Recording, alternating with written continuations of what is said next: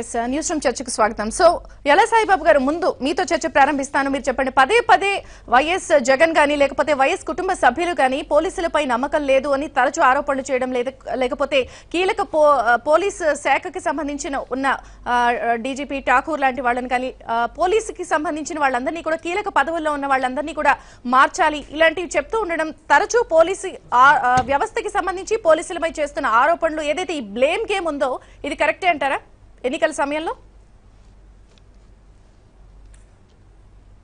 నమస్తే అండి. ఇక్కడ మనం గమనించాల్సిన విషయం ఏంటంటే, ఎన్నికల ప్రక్రియ బిగినైన తర్వాత పోలీసు అధికారులు అందరూ కూడా ఎన్నికల కమిషన్ పరివిలోకి వెళ్తారండి. ఎవరు కూడా ఇండివిజువల్గా డెసిషన్ తీసుకోవడానికి ఉండదు.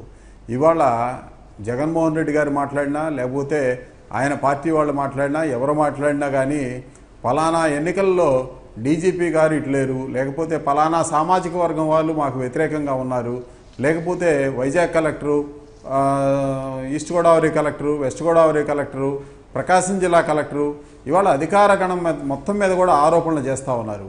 ఇవాళ నేను ఒకటే అడుగుతున్నానండి, ఇవాళ ఎన్నికల్లో పనిచేసేది కేవలం ఈ అధికారులే కాదండి, ఇంకా కేంద్ర ప్రభుత్వం నుంచి అనేక మంది అబ్జర్వర్లు వచ్చారు, ఎలక్షన్ ప్రక్రియలో పనిచేయడానికి అనేక మంది వచ్చారు. ఇవాళ ప్రతి దగ్గర కూడా ఎలక్షన్ అబ్జర్వర్స్ ఉంటారు. ప్రతి దాన్ని కూడా కేంద్ర ప్రభుత్వానికి అక్కడ సెంట్రల్ ఎలక్షన్ కమిషన్కి ఇది ఒక independent representation of people's act ప్రకారం జరిగే దాంట్లో ఎన్నికల ప్రక్రియ జరిగేటప్పుడు వాళ్ళందరికీ ప్రత్యేకమైన అధికారాలు ఉంటాయి. ఆ ప్రత్యేకమైన అధికారులు ఎవరైనా మిస్యూటిలైజ్ చేసినా లేకపోతే దాని ప్రకారం పనిచేయకపోయినా కానీ చర్యలు ఉంటాయండి. దీనికి వాళ్ళు అన్వయించుకొని వీళ్ళు మాకు పని చేయట్లేదు, ఆ పని చేయట్లేదు, ఏదో ఒకటి లేనిపోయిన ఆరోపణలు చేస్తున్నారు. ఇవాళ వాళ్ళు చెప్తున్న అధికారులు ఎవరైనా డీజీపీ గారైనా లేకపోతే కలెక్టర్లు గారైనా లేకపోతే వేరే అధికారులైనా ఇవాళ కొత్తగా రిక్రూట్ అయిన వాళ్ళ కాదండి. ఠాగూర్ గారు దాదాపుగా 33 సంవత్సరాల సర్వీస్ ఉండి 33 సంవత్సరాల క్రితం ఐపీఎస్గా పనిచేసి అనేక సర్వీసుల్లో పనిచేశారు. వైఎస్ రాజశేఖర రెడ్డి గారు ముఖ్యమంత్రిగా ఉన్నప్పుడు ఠాగూర్ గారు ఉద్యోగంలో లేరా? ఏబి వెంకటేశ్వరరావు గారు ఉద్యోగంలో లేరా? యోగానంద్ గారు ఉద్యోగంలో లేరా? లేకపోతే ఘట్టమనేని శ్రీనివాసరావు గారు ఉద్యోగంలో లేరా? కేవలం ఒకళ్ళని టార్గెట్ చేయాలనుకొని లేకపోతే వాళ్ళ పార్టీ కోసం ప్రయోజనం చేకూర్చాలనే దాంతో ఎన్నికల ప్రక్రియని సాక్షి పేపర్ ద్వారా వైఎస్ఆర్ పార్టీ ద్వారా ఇన్ఫ్లుయెన్స్ చేయాలి అనే ఉద్దేశంతో వాళ్ళు ఇదంతా చేస్తున్నారు. కానీ ఎక్కడా కాదు, కేవలం ఈ అధికారులు కాదండి, ఎన్నికల ప్రక్రియ నిర్వహించడానికి కేంద్ర ప్రభుత్వ అధికారులు కూడా ఆల్రెడీ డిప్యూటీ అయ్యొచ్చారు.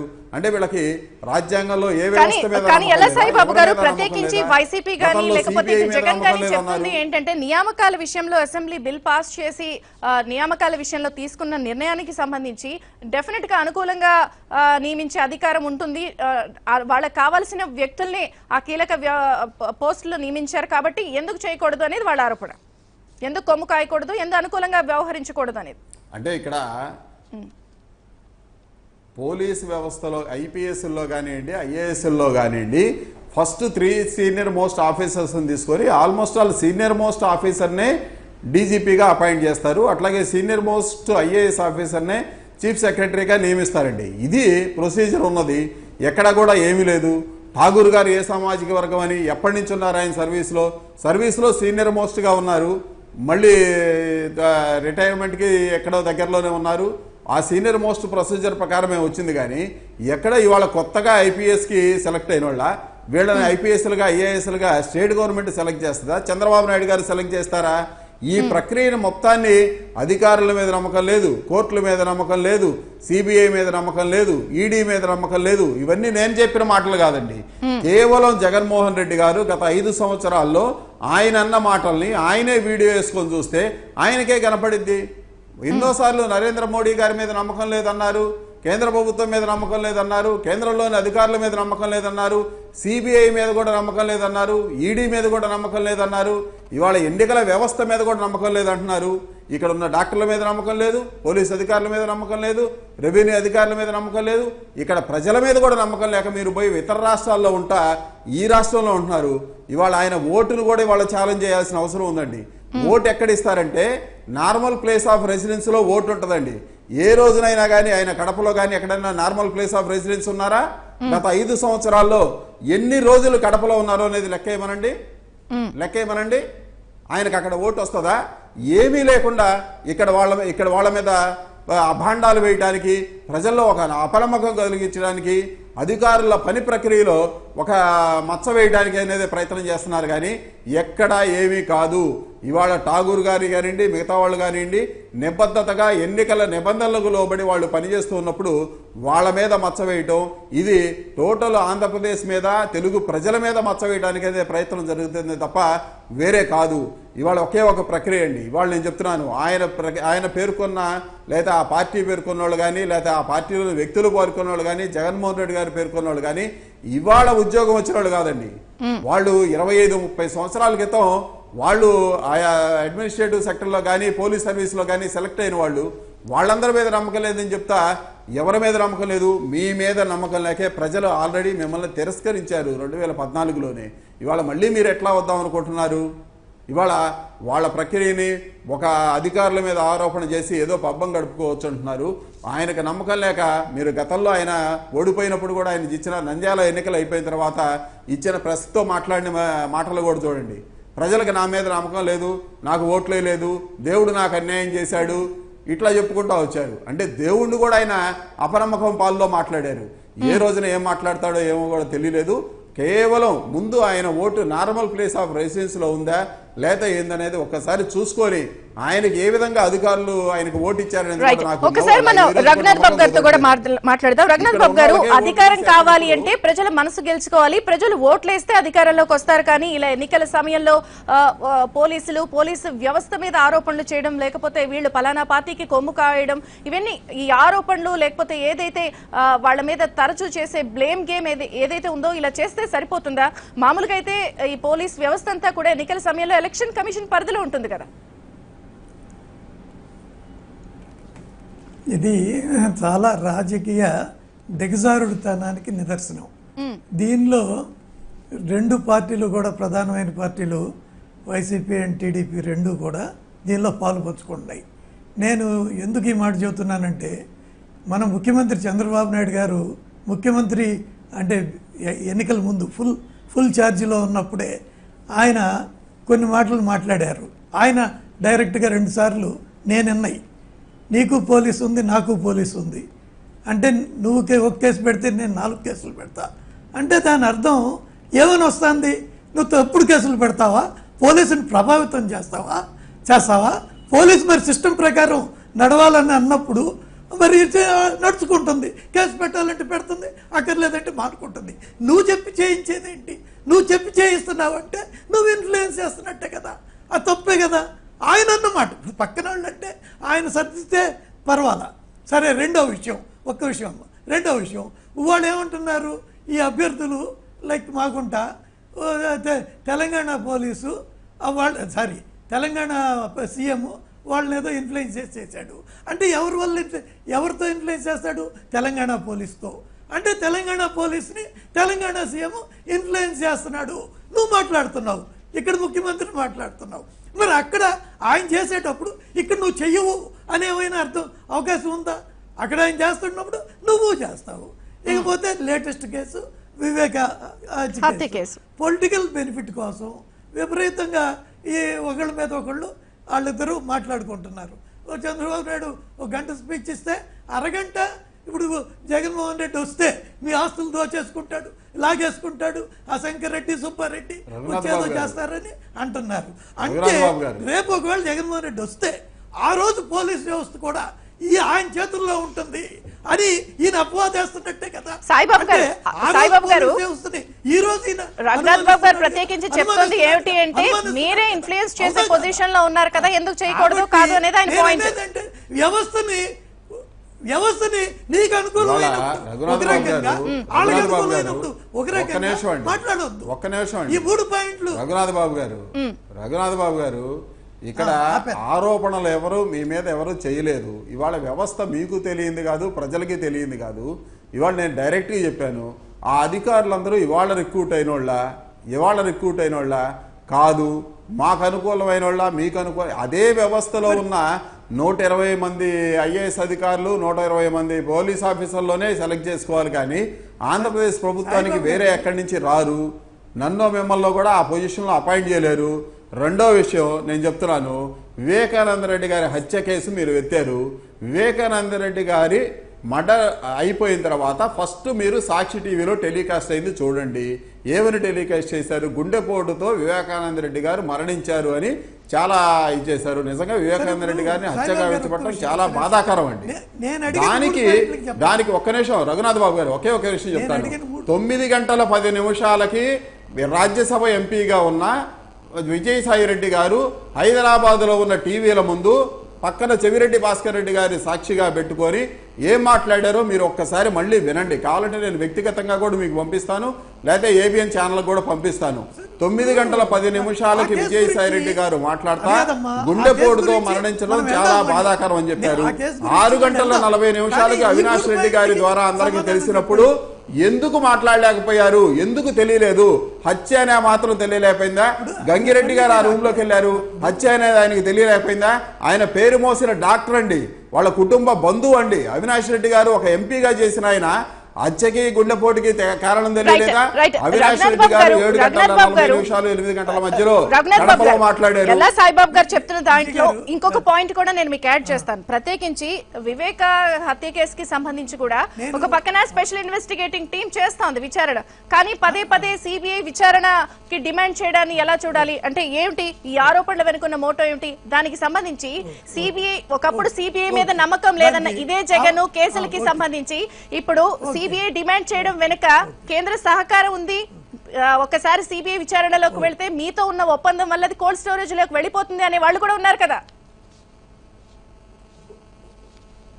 ఓకే, ఆ పాయింట్కి నేను చెప్పబోయే ముందు బ్రీఫ్గా ఇందాక నేను అడిగిన క్వశ్చన్ ఏంటంటే, తెలంగాణలో కూడా 35 ఏళ్ల నుంచి ఉన్న పోలీసులే, వాళ్ళని కేసీఆర్ మేనేజ్ చేస్తున్నాడు అని మీరు అంటున్నారు. ఇక్కడ రేపు జగన్ ప్రభుత్వం వస్తే ఆయన మేనేజ్ చేస్తాడు, ఈ 35 ఏళ్ల నుంచి ఉన్న వాళ్ళని చేస్తాడు అని మీరు అనుమానిస్తున్నారు. మరి ఇది నీకు పోలీసు నాకు పోలీసు అన్నప్పుడు నువ్వు వాళ్ళని దుర్వినియోగం చేస్తున్నావు అని అనుమానిస్తున్నావు. ఇవన్నీ నువ్వు ఒక పక్క ఏంటి నువ్వు బాబు గారు అదే చేస్తున్నావు.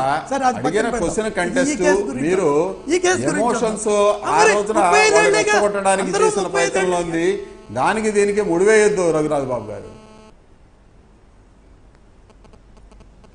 అంటే రఘునాథ్ బాబు గారు మీరు చెప్పిన పాయింట్ ప్రకారం అందరూ కూడా ఒక నిమిషం నేను ఇక్కడ ఇంకో పాయింట్ మీకు యాడ్ చేస్తాను. ఒక నిమిషం నేను ఇక్కడ మీకు ఇంకో పాయింట్ చేస్తాను. మీరు అంటున్నారు కదా 35 ఏళ్ల నుంచి ఇదే పోలీసులు అందరూ ఉన్నప్పుడు, ఇదే పోలీసులు వైఎస్ రాజశేఖర రెడ్డి ముఖ్యమంత్రిగా ఉన్నప్పుడు కూడా ఇదే పోలీసులు వ్యవహరించినప్పుడు మరి జగన్ కి ఎందుకు అప్పుడు ఉన్నవాళ్ళు ఇప్పుడు ఉన్నవాళ్ళు ఎందుకు అర్థం కావట్లేదు? ఇప్పుడు ఎందుకు నమ్మకం లేదు? అది కాదు, ఇప్పుడు నీ చేతిలో ఉన్నారు కాబట్టి నువ్వు కీలకమైన పోస్టుల్లో నీకు కావాల్సిన వాళ్ళని వేసుకుంటావు, లేని వాళ్ళని లూప్ లైన్ లో చేస్తావు. అది సహజం. ఎక్కడ కీలకమైన పోస్టులో ఎట్లా వేసుకుంటారండి? మీరు రిజర్వ్ బ్యాంక్ గవర్నర్ గా కీలకమైన పోస్టులో మీకు కావాల్సిన వ్యక్తిని అహ్మద్ ఆయన పటేల్ గారిని వేసుకున్నారు. పటేల్ గారు ఉన్నారా? ఎందుకు వెళ్ళిపోయారు?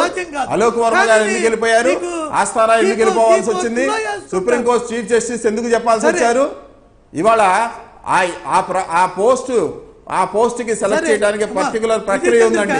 ఆ ప్రక్రియని మిస్యూజ్ చేసింది బీజేపీ. ఆర్బీఐ గవర్నర్ ఎందుకు రిజైన్ చేయాల్సి వచ్చారు?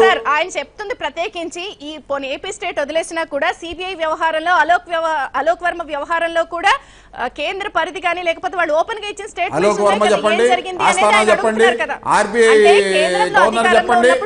అలా జరిగినప్పుడు ఒక స్టేట్ లో ఎందుకు జరగకూడదు అనేది వాళ్ళు చెప్తున్నారు. మీకు అవన్నీ కూడా ఆశ్రిత పక్షపాతంతో కనపడలేదు. మరి మీరే అంటున్నారుగా అక్కడ కేంద్రం చేసినప్పుడు ఇక్కడ మీరు రాష్ట్రంలో చేయరని ఏంటి అనుకుందాం. మీరు అన్నదే నిజమైతే దాని మీద ఆర్గ్యుమెంట్ కాదు. వాళ్ళు మేము అనలేదు ఆ మాట. మీరు ఆ వ్యవస్థల్ని పనిచేయడం లేదు. ఎందుకు ఆర్బీఐ గవర్నర్ రాజీనామా చేశాడో చెప్పండి.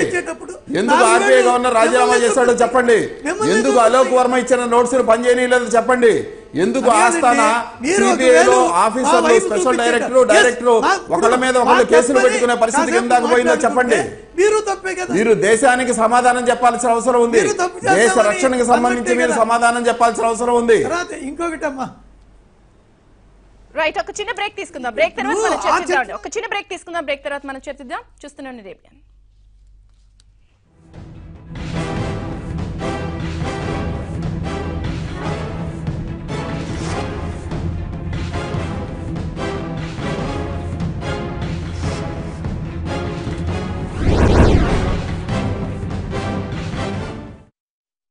ఎస్ న్యూస్ రూమ్ తిరిగి స్వాగతం. సో రఘునాథ్ బాబు గారు ఏం చెప్తారు? విచారణలో లోపాలు ఉన్నాయి అంటే చెప్పాలి, చూపించాలి, కానీ ప్రతిదానికి కూడా ఒక పక్కన ఇన్వెస్టిగేషన్ జరుగుతున్న వాటిల్లో కూడా సిబిఐ కావాలి, సిబిఐ విచారణ చేయాలి అనడం ఏంటి? ప్రత్యేకించి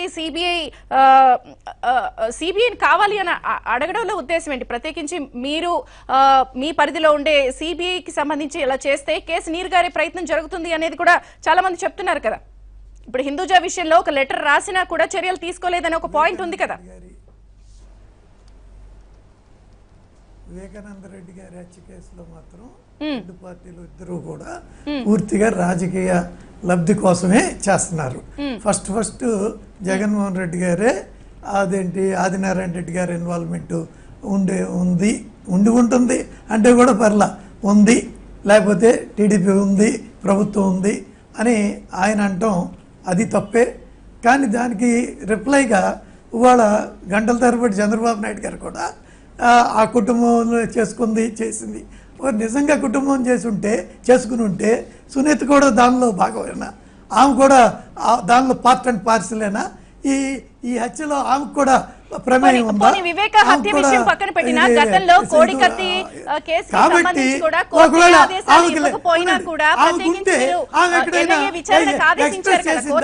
మా కుటుంబం చేసింది అని ఆమె అందా?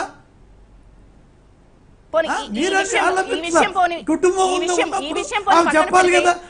ఆ అనుమానం నీకు వచ్చినప్పుడు ఆమెకు కూడా రావాలి కదా. ఇప్పుడు మనం ఎంత అనుకున్నా డైరెక్ట్ అగ్రీవ్డ్ ఆమె బాధితురాలు నష్టపోయే వాళ్ళకు అమ్మ కూతురు వాళ్ళు లేదు మా కుటుంబంలోనే ఎవరో చేశారు లేదా ఎవరికో ఉండొచ్చు అని అనాలిగా.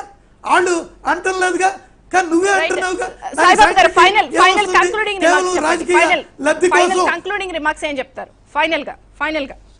అదే నువ్వు రాజకీయ లబ్ధి కోసమే ఒక విషయం అండి.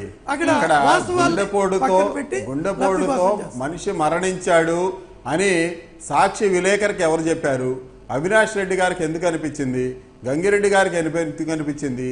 విజయసాయి రెడ్డి గారికి, చెవిరెడ్డి భాస్కర్ రెడ్డి గారికి ఎవరికి అనిపించింది? 9 గంటల 10 నిమిషాల వరకు ఎందుకు ఆ విషయం చెప్పారు?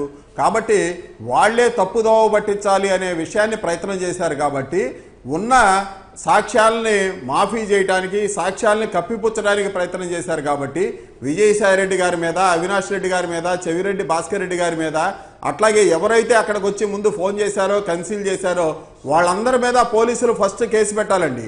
ఎవరైనా సాక్ష్యాధారాలను చెరిపివేయడానికి ప్రయత్నం చేసినా, తారుమార్చు చేయడానికి ప్రయత్నం చేసినా, జరిగిన విషయాన్ని కప్పిపుచ్చడానికి ప్రయత్నం చేసినా వాళ్ళ మీద కేసు పెట్టాలి. ఫస్ట్ కేసు అవినాష్ రెడ్డి గారు, విజయసాయి రెడ్డి గారు, చెవిరెడ్డి భాస్కర్ రెడ్డి గారు, ఆ ఇచ్చిన గంగిరెడ్డి గారు, వీళ్ళందరి మీద పెట్టాలండి.